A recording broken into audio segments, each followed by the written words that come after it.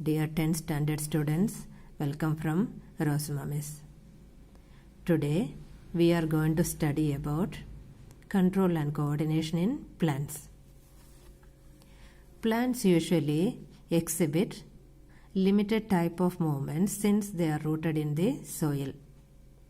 And the movement of plants in response to various stimuli is called a tropism.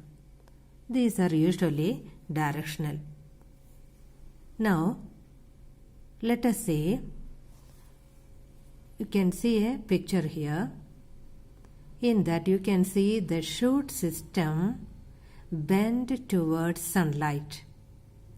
So this type of tropism is called a phototropism, that is response towards light. So what is phototropism? The response towards light is called phototropism. Example, bending of the shoot system towards light.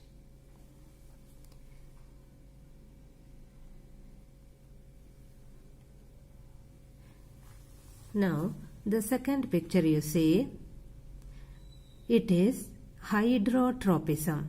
You can see the roots. Here it is straight, it is growing, but you can see the root system is bending towards the source of water. And this movement of root system towards water or growth towards water by the root system is what is called a hydrotropism. So hydrotropism is a response towards water. Now just to look at this. This plant is called a touch-me-not plant, or it is called a mimosa. Its botanical name is Mimosa pudica. So here you can see the leaf, the leaflets, it is spread out properly, but due to touch, when you touch these leaves, immediately the leaflets are drooping. So response towards touch. This type of tropism or movement is what is called a thigmotropism, response towards touch. So what is thigmotropism? It is response towards touch. Example, the sensitive plant, that is touch me not plant, or it is also called as Mimosa pudica. So the the drooping of leaves or leaflets are getting folded in response to touch. So this type of tropism is called a thigmotropism.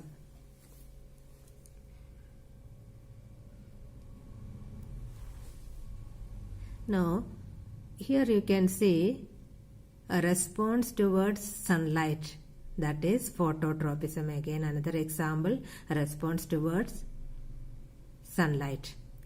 See, the sunflower always opens when there is sunlight towards sunlight. It is an example of phototropism. Now here you can see this is reproduction in plants. We will study later in another chapter in detail. Only one point you study.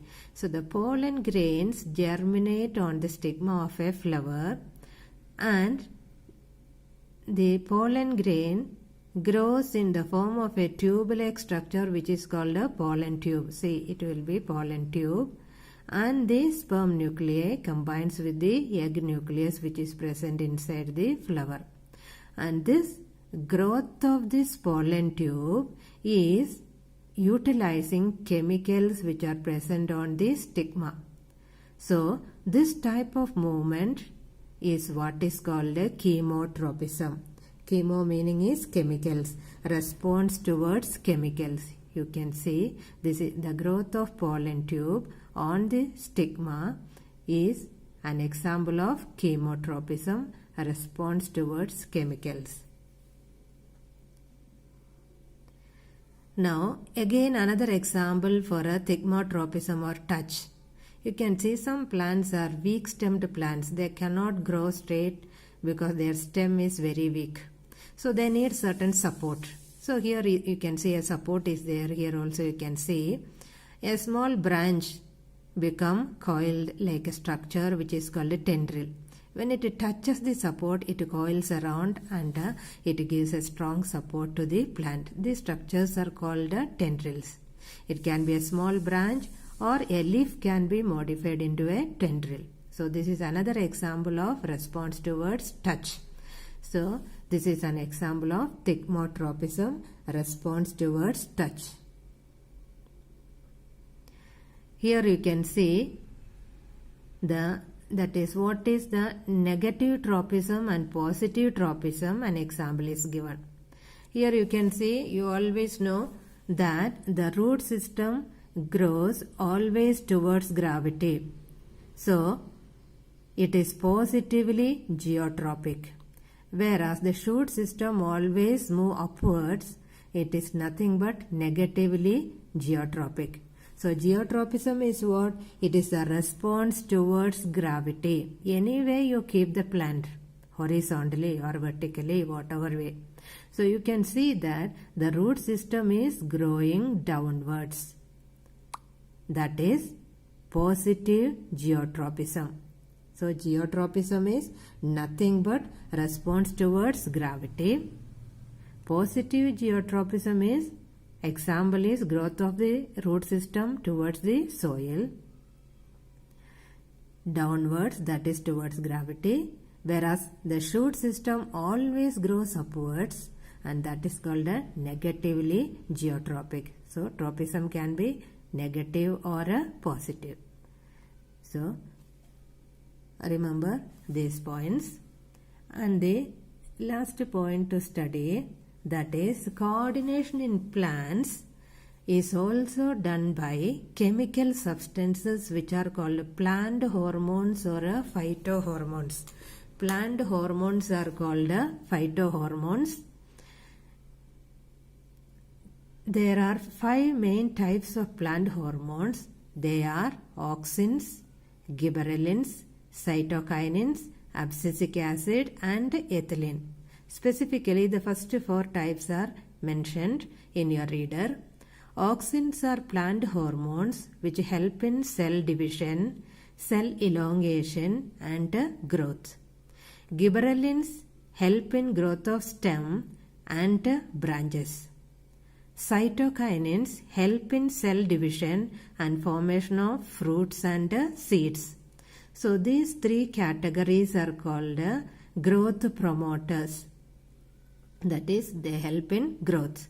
But sometimes to produce more branches and all, so we used to use certain hormones which inhibit the growth. Abscisic acid, which prevents the growth, inhibits the growth and affects wilting of leaves.